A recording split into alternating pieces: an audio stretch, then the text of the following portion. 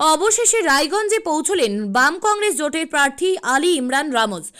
এদিন রায়গঞ্জে বাম কংগ্রেস বৈঠক অনুষ্ঠিত হওয়ার ঠিক প্রাক মুহূর্তে উত্তর দিনাজপুর প্রেস ক্লাবে এসে পৌঁছন বাম কংগ্রেস জোটের প্রার্থী আলী ইমরান রামজ।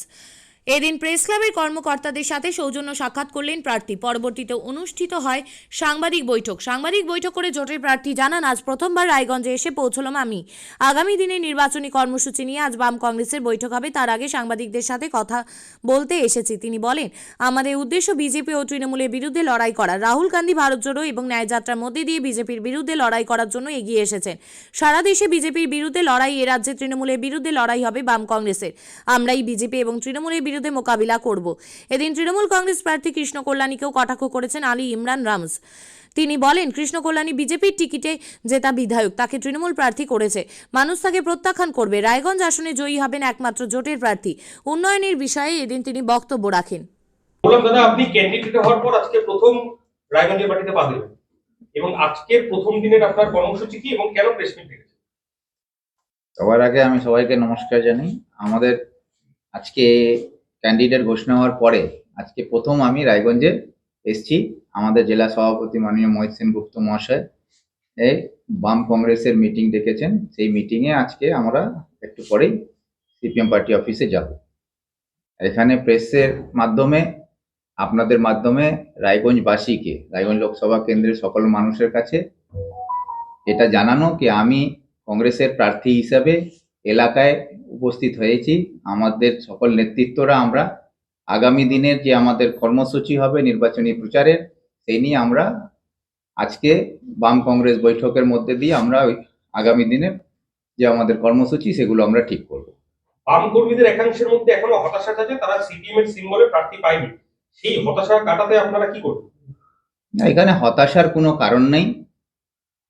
আমাদের উদ্দেশ্য পরিষ্কার আছে কি বিজেপি এবং তৃণমূলের বিরুদ্ধে লড়াই করার জন্য রাহুল গান্ধী ভারত জোড়ো যাত্রার মধ্যে দিয়ে, ভারত জোড়ো যাত্রার পরে ন্যায় যাত্রার মধ্যে দিয়ে পরিষ্কার বার্তা দিয়েছেন কি বিজেপির বিরুদ্ধে লড়াই করতে গেলে সকল ভারতের রাজনৈতিক দলগুলোকে উনি এক জায়গায় আসার আহ্বান জানিয়েছিলেন। তার মধ্যে বামফ্রন্ট দলও আছে, কংগ্রেসও আছে। তো আমরা যৌথভাবে মিলে বিজেপির মোকাবিলা করব এবং পশ্চিমবাংলায় তৃণমূল এর মোকাবিলা করব আমরা, এটাই আমাদের সিদ্ধান্ত। তাতে বাম কংগ্রেসের মধ্যে কোনো দ্বিমত নাই, সেইভাবে আমরা লড়াই করার জন্য প্রস্তুত। তৃণমূল প্রার্থী কৃষ্ণ কল্যাণী ইতিমধ্যেই ইসলামপুর সাব ডিভিশনে আপনাদেরকে ভোট কাটুয়া বলে প্রচার করছে। আপনাদেরকে ভোট দেওয়া মানে বিজেপিকে সমর্থন করা, উনি এটা কোট আনকোট বলছেন, কি বলবেন? এটা একটা হাস্যকর ব্যাপার। উনি হয়তো যোগ করতে পছন্দ করেন, কিন্তু যে কথাটা উনি বলছেন তার আগে ওনাকে চিন্তা করা, উনি বর্তমানে বিজেপির বিধায়ক হয়ে উনি আমাকে ভোট কাটোয়া বলছেন বা কংগ্রেসকে ভোট কাটোয়া বলছেন। আর বর্তমানে যে পরিস্থিতিতে আমরা নির্বাচন লড়তে যাচ্ছি রায়গঞ্জ লোকসভা কেন্দ্রে বিশেষ করে, সেখানে পরিষ্কার এখানে তৃণমূলের কোনো প্রার্থী নয়। এখন লড়াইটা হচ্ছে বিজেপি আর কংগ্রেসের মধ্যে। যে বিজেপির প্রার্থী সেও বিজেপির প্রার্থী, তৃণমূল যে একে প্রার্থী করেছে সেও হচ্ছে বিজেপির প্রার্থী। এই জন্য বিজেপির সঙ্গে কংগ্রেসকে লড়তে হবে। আর মানুষ ভারতবর্ষে রায়গঞ্জে সবাই বুঝে গেছে বিজেপি যেভাবে দেশকে ক্ষতি করছে, মানুষের মধ্যে যে বিদ্বেষের রাজনীতি মধ্যে দিয়ে মানুষের বিভাজনের খেলা খেলছে, তার বিরুদ্ধে লড়াই করতে গেলে, ধর্মীয় সম্প্রীতিকে রক্ষা করতে গেলে, সংবিধানকে রক্ষা করতে গেলে, দেশ রক্ষার স্বার্থে মানুষ একমাত্র ভরসা হচ্ছে কংগ্রেস। সেখানে কংগ্রেসের হাতকে শক্ত করার জন্য মানুষ তৈরি আছে, রায়গঞ্জবাসীও তৈরি আছেন। আমরা সবাই আশাবাদী। আর যারা আমাদেরকে ভোট কাটোয়া বলছেন, মানুষ তাদেরকে চিনে নিয়েছে, চিহ্নিত করেছে।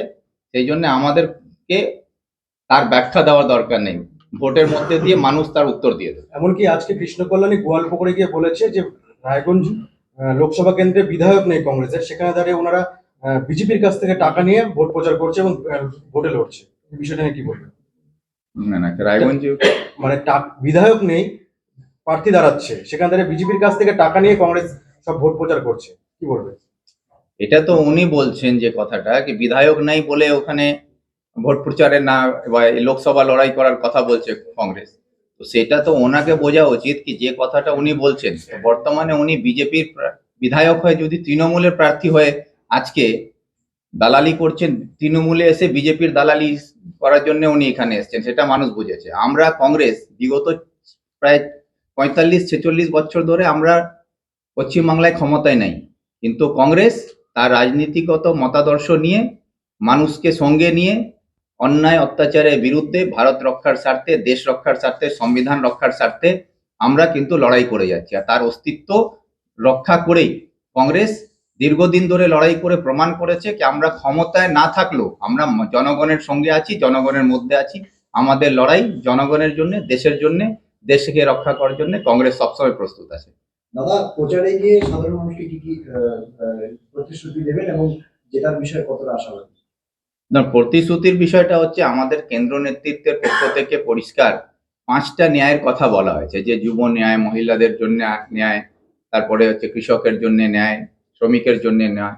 এইসব যে পরিষ্কার ন্যায়ের বার্তা দিয়েছেন, সেইগুলোকে সামনে মানুষের কাছে আমরা তুলে ধরছি। তার পাশাপাশি যেহেতু আমি রায়গঞ্জ লোকসভার কেন্দ্রের প্রার্থী হিসাবে আমাদের যে রায়গঞ্জের যেগুলো সমস্যা আছে, যেটা এখন আপনাদের প্রেস ক্লাবের মাধ্যমে কিছু আমরা সমস্যাগুলো আমাদের কাছে তুলে ধরেছেন, সেই দাবিগুলো আছে। এর পাশাপাশি বারসই রাস্তা আছে, সেটা একটা বড় সমস্যা আছে। আমাদের এখানকে স্বাস্থ্য পরিষেবার এখনো মানুষকে চিকিৎসার জন্য বাইরে অন্য রাজ্যে যেতে হয়, সেই সমস্যা আছে।